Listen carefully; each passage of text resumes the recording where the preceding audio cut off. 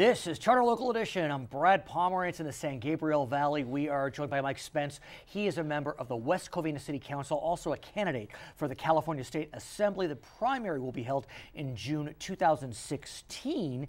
And you and your council are actively involved in looking at the question of medical marijuana as a result of new legislation that was signed by the governor dealing with medical marijuana regulation. They're setting up the Bureau of Medical Marijuana. They're setting up all these agencies, departments. Why is it that the cities now need to get involved quickly? Well, the reality is medical marijuana has been with us for some time now and was approved by the voters. Yes, and 1996. Yeah, and there's been issues about dispensaries, transportation, and also now cultivation. So West Covina, a large city, relatively speaking. Over 100,000 people. You've already banned dispensaries. Correct. And that is permissible, as we know. The California Supreme Court, May 2013, out of a case of Riverside, held as a matter of zoning, cities can make a decision what they want to do. But then there's this question under the legislation passed in October about cultivation, right, because the legislation said that the cities, the jurisdictions, need to make a decision about whether they'll let cultivation occur, and if they don't, the state will come in and decide.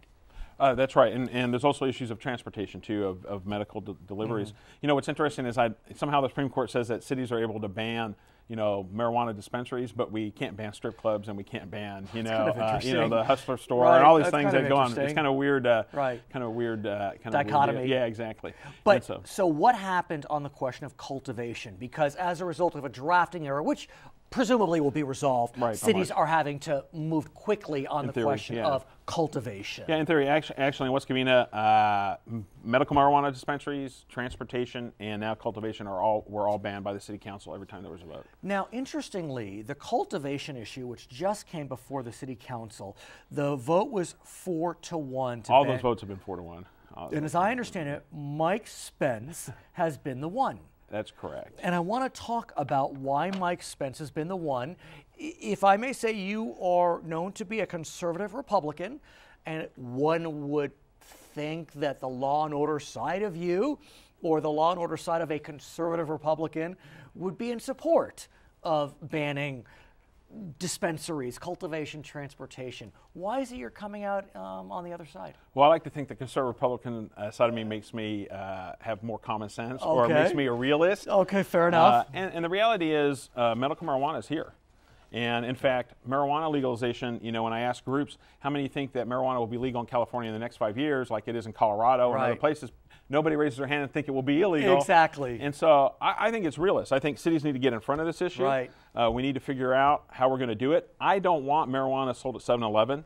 You know, I don't want them sold at AM/PMs. Right. And so I don't want that kind of saturation of the market that may happen if suddenly some law gets lifted and we have nothing in place to deal with it. I want to ask you about the legalization question, because polls have been coming out about whether nationwide and or California there's a desire to legalize marijuana. We know there will be an initiative on the ballot in November, and polls suggest that it will likely pass this time around. It was on the ballot in 2010. It did not pass. But the poll came out and it broke out Republicans. And Republicans have been a little queasy about the legalization. Only 39%, for example, supported legalization in a Pew poll. But by a margin of 54%, Republicans said the federal government should not enforce federal laws where states allow marijuana, be it medical or otherwise. Explain that tension. Well, that's a traditional Republican view that states have certain rights, and the federal government can't usurp them like they have in many areas. And we can go through education, we can go through all kinds of things that the federal government interferes in, but that's generally, you know, I can see that's a very pure kind of point of view that states have. If it's not in the Constitution, the states get to decide it. But it's fascinating that there's a 15-point spread on that question, that Republicans are saying, well, look, if I'm surprised it's not higher. One could argue. I'm surprised it's not higher. But it is an interesting. So would you say that you come down like these other Republicans not supportive of legalization, but if we do legalize, federal government don't enforce? Well, I don't want a big federal government that can enforce every little law, because if someone can take away if the federal government can come into your house and take a reefer away, then there's nothing they can't take away. I always have problems with government that kind of size and efficiency. The reality in California is it's already de facto illegal. I mean, the way the marijuana law was written, it's anyone can really get a license, anyone can get it from a dispensary. Sure. And so what we have to do is deal with the reality of what the voters put us in and do common sense solutions rather than thinking that somehow saying it's not here, somehow it's banning it, somehow it's being left out of our community. And that's just not realistic. It's just not real. So let's talk about... And to be honest, please. To be honest, if someone's dying of cancer, the governor for some reason vetoed a bill that would let someone try experimental drugs who's dying. Right. If someone but he signed a bill which allows... I'll call it doctors to help kill themselves. Yeah, exactly. Euthanasia. Kill patients. To kill patients, which makes no sense. That's one way I could say it. Which makes no sense. But if someone wants to smoke a marijuana cigarette, in their last week or two, to be comforted, I really have a problem seeing how the government should get involved and stop it. I really do. So with legalization around the corner, arguably, what should West Covina do to prepare? What should California do to prepare? We should figure out where places are that people can cultivate. We have a lot of manufacturing or some manufacturing zones that haven't had a business operate there for over 10, 15 years. So maybe that's a place where it makes sense to allow indoor cultivation of marijuana. And what about sales? I mean, right now... Well, the sales, we have the medical marijuana dispensary issue. But do you anticipate, for example... I presume that if the substance is legal, just like with alcohol, you can decide whether you're going to, can cities decide whether they'll allow the sale of alcohol? Well, cities can, but there's also the ABC that decides that. And, we'll see what happens with this Bureau of Medical Marijuana Regulation, what they come up with. But, the question is, are we going to allow medical marijuana?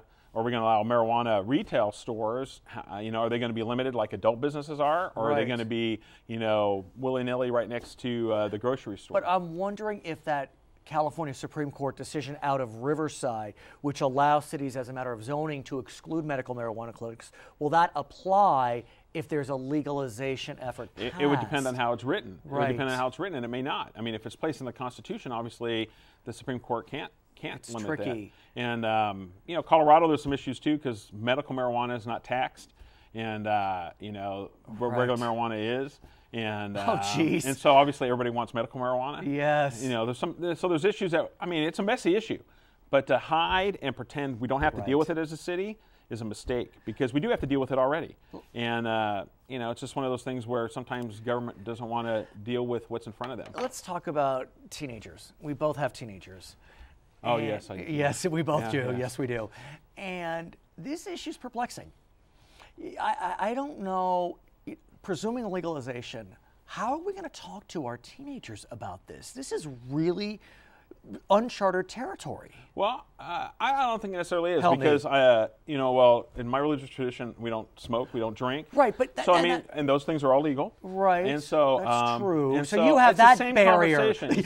You're lucky. You have Am I lucky? Yeah, that everything's a sin. Exactly. I'm lucky. But but I think we have to have those conversations about alcohol too. You have to have those things about tobacco. You have to have those kinds of conversations anyway. So I think it's really almost the same conversation in many ways on what's right, what's wrong, what makes sense, what doesn't make sense. And of course, are there people that are going to abuse different things? We know they do, even if it's legal. But we also know they abuse it if they're illegal too. So. His name is Mike Spence. He is a member of the West Covina City Council. He is a candidate for the California State Assembly. That election will be held in June 2016. The district is? The 55th. Currently held by Ling Ling Chang. My name is Brad Pomerance in the San Gabriel Valley. This is Charter Local Edition.